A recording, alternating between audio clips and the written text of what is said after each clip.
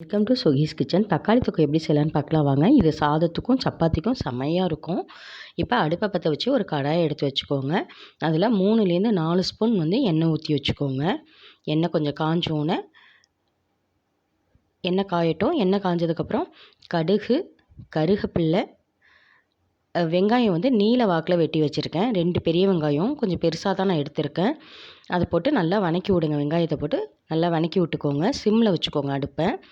ஏன்னா வெங்காயம் கருகவும் கூடாது, வெங்காயம் பச்சை வாடையாகவும் இருக்கக்கூடாது.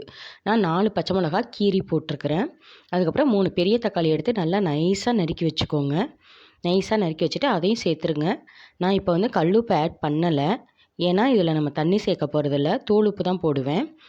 இதில் தூள் உப்பு போட்டுக்கோங்க. தேவையான அளவு தூள் உப்பு சேர்த்துக்கோங்க. இதை நல்லா கலந்து விட்டுட்டு தூள் உப்பு, மஞ்சத்தூள், மிளகாய்த்தூள், நல்ல 1 ஸ்பூன் அளவு சோம்புத்தூள்.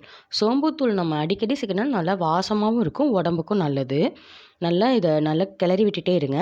ஒரு 2 நிமிஷம் கழித்து ஒரு 1/2 ஸ்பூன் இஞ்சி பூண்டு பேஸ்ட்டு போட்டுக்கோங்க. போட்டுட்டு எல்லாத்தையும் நல்லா கலந்து விட்டுருங்க. கலந்து விட்டு சிம்மிலே வச்சே இது பண்ணுங்கள். ரொம்ப அதுக்குன்னு ஃபுல்லாக வச்சிங்கன்னா எல்லாமே தீஞ்சு போயிடும். நம்ம இதில் தண்ணி ஒரு துளி கூட சேர்க்கலை. நல்லா இப்படி கலந்து விட்டுகிட்டே இருங்க. கலந்து விட்டு மூடி வச்சுருங்க.